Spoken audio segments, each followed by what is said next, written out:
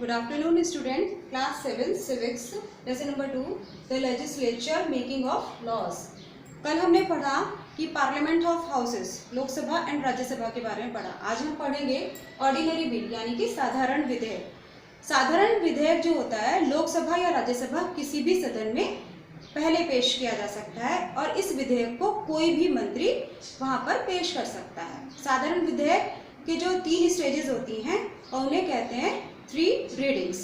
अब हम तीनों रीडिंग के बारे में जानेंगे। फर्स्ट रीडिंग में जो लोकसभा के सदस्य अध्यक्ष से विधेयक पेश करने की अनुमति मांगते हैं, उनकी अनुमति लोकसभा में विधेयक पेश किया गया, हर सदस्य को विधेयक की एक प्रति दी गई और उसके बारे में कुछ बताया भी गया। कुछ दिनों बाद समय तय किया गया और विधेयक के हर बिंदु पर विस्तृत रूप से चर्चा की गई।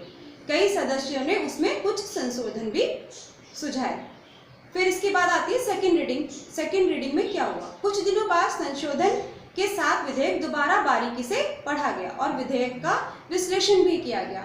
इसी समय विधेयक में जरूरी कुछ संशोधन भी किए गए। थर्ड रीडिंग में इस बार लोकसभा में विधेयक को फिर से पढ़ा गया और इस पर उपस्थित सदस्यों का मत लिया गया। विधेयकों को पारित करने के लिए उपस्थित सदस्यों में से आधे से अधिक सांसदों का समर्थन आवश्यक है। बहुमत मिलने पर विधेयक राज्यसभा में भेजा गया, जहां यही प्रक्रिया अपनाई गई और राज्यसभा में भी विधेयक को बहुमत मिल गया। अब नेक्स्ट है असल्ट ऑफ द प्रेसिडेंट यानी कि उसके हस्ताक्षर होने भी बहुत जरूरी है। अब इस विधेयक को कानून बनाने के लिए एक आखिरी चीज बहुत जरूरी है, वह है राष्ट्रपति के हस्ताक्षर। राष्ट्रपति के हस्ताक्षर करके इस विधेयक को कानून बना दिया गया। यह तो एक साधारण विधेयक से कानून बनाने की एक प्रक्रिया है। अब नेक्स्ट बिंदु है हमारा main points of the laws making process. कानून बनाने की प्रक्रिया के मुख्य बिंदु क्या है? साधारण विधेयक पहले किसी भी सदन में पेश किया जा सकता है, राज्यसभा हो चाहे लोकसभा हो। विधेयक कोई भी मंत्री पेश कर सकता है। आधे से अधिक उपस्थित सदस्यों का मत यदि विधेयक के पक्ष में होता है तो विधेयक उस सदन में पारित हो जाता है। राष्ट्रपति के हस्ताक्षर से पहले दोनों सदनों में विधेयक पारित होना बहुत जरूरी होता है।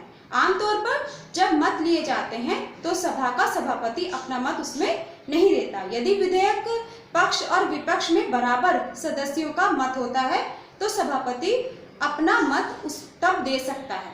इस स्थिति में उसका मत निर्णायक भी होगा। राष्ट्रपति साधारण विधेयक को सुझावों सहित वापस लोकसभा में भेज सकता है। लोकसभा चाहे तो उस विधेयक को वहीं पर समाप्त भी कर सकती है, परंतु वही विधेयक लोकसभा द्वारा दोबारा राष्ट्रपति के पास भेजे जाने पर राष्ट्रपति को अपने हस्ताक्षर करने ही होते हैं उस पे। नेक्स्ट है हमारा फाइनेंस बिल यानी कि धन विधेयक। ये हमारा लास्ट टॉपिक है।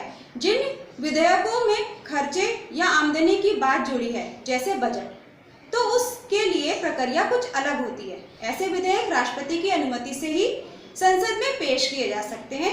ये विधेयक हमेशा पहले लोकसभा में पेश किए जाते हैं।